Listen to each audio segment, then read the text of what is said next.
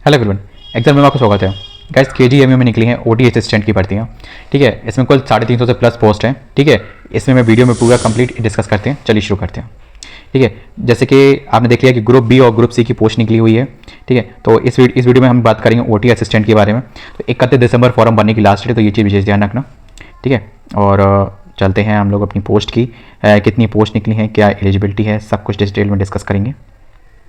हाँ जी, हम आ गए।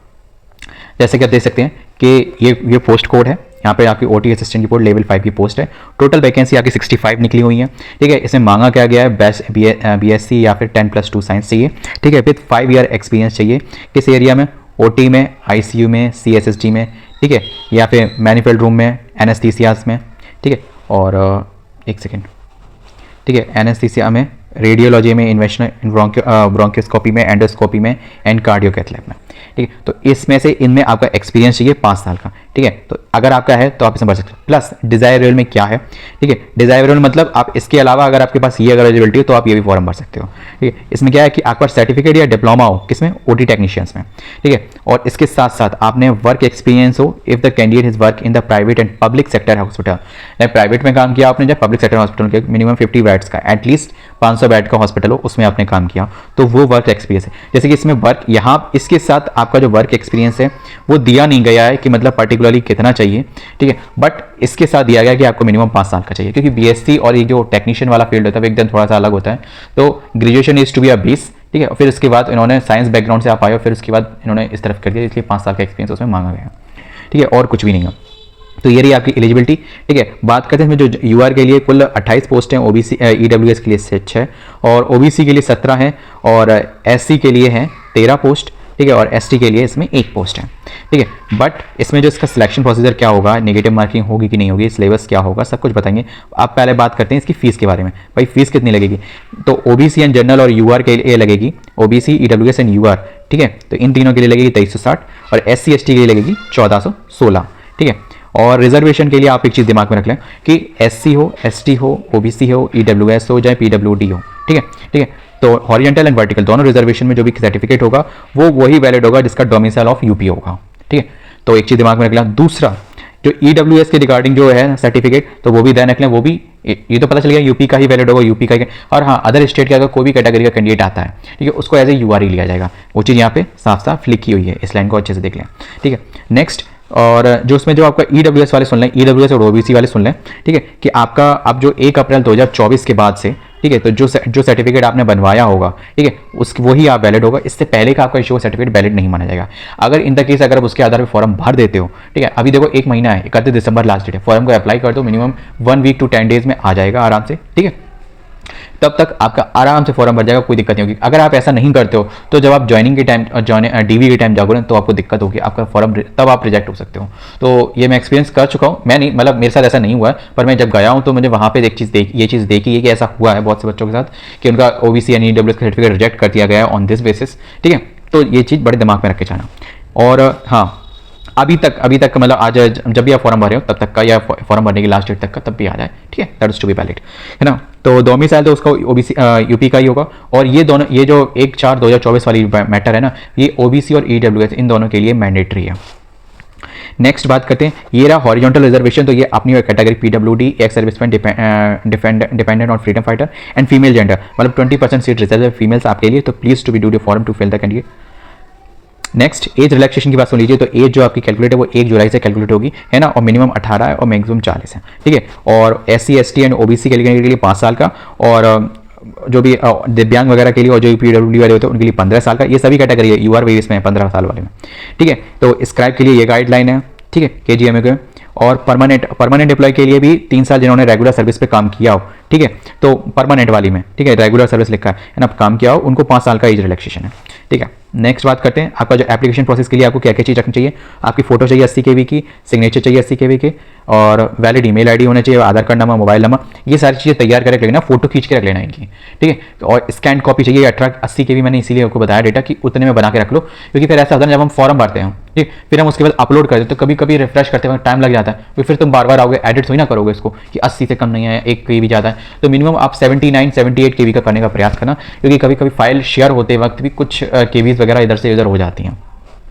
मैंने एक चीज़ देखा ऐसा हो जाता है, ठीक है। तो एकदम नेक टू नेक 80 मत करना, थोड़ा सा कम रखना 80 से, तो 80 से कम चाहिए, that is to be valid, है ना। और स्कैन कॉपी आप किस किस की चाहिए, स्कैन कॉपी इसलिए और बता रहा हूँ क्योंकि 10th 12th और जो आपका सर्टिफिकेट होगा, ठीक है, ग्रेजुएशन है या जो भी एसेंशियल क्वालिफिकेशन है, वो डिप्लोमा हो या ग्रेजुएशन हो या पोस्ट ग्रेजुएशन हो, उसके सर्टिफिकेट की फोटो कॉपी अपलोड होगी, मार्कशीट और फोटो और सर्टिफिकेट की।